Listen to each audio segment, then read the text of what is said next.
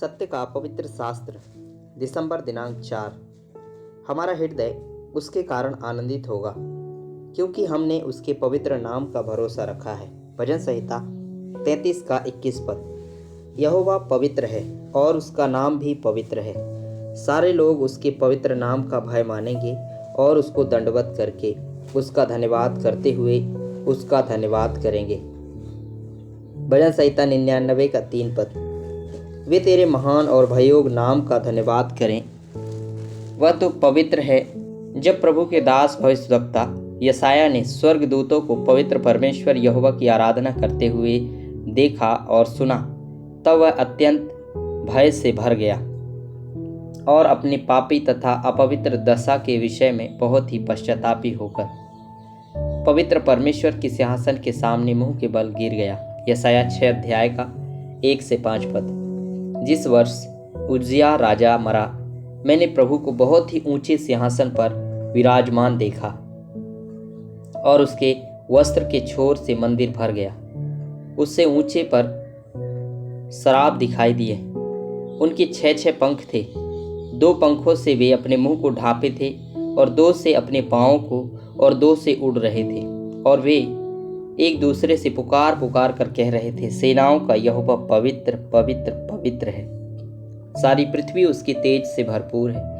और पुकारने वाले के शब्द से डेवढ़ियों की नींवें डोल उठी और भवन धुएं से भर गया।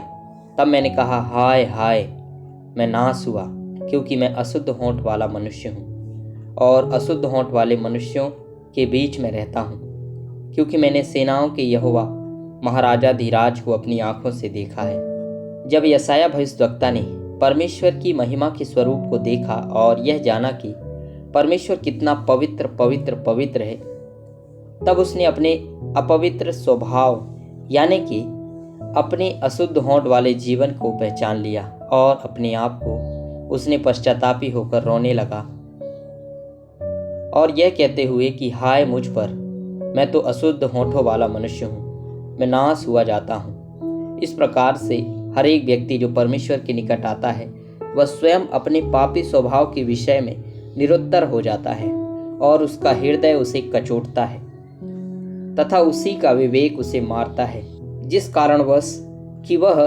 परमेश्वर के पास क्षमा प्रार्थी होकर नम्र और दीन होकर अपने पापों से पश्चाताप करता है और परमेश्वर से क्षमा प्रार्थी होता है, और तब उसके लिए उद्धार, मुक्ति और अनंत जीवन का द्वार खुल जाता है। प्रियो, इस द्वार का नाम प्रभु यीशु मसीह है, जिसने स्वयं कहा है कि मार्ग, सत्य और जीवन मैं ही हूँ। जिसने स्वयं कहा है कि द्वार वही है।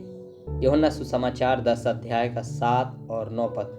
तब यीशु ने उनसे फिर कहा, मैं तुमसे सच सच कहता हूँ कि भेड़ों का द्वार मैं हूँ। द्वार मैं हूँ। यदि कोई मेरे द्वारा भीतर प्रवेश करे तो उद्धार पाएगा और भीतर बाहर आया जाया करेगा और चारा पाएगा।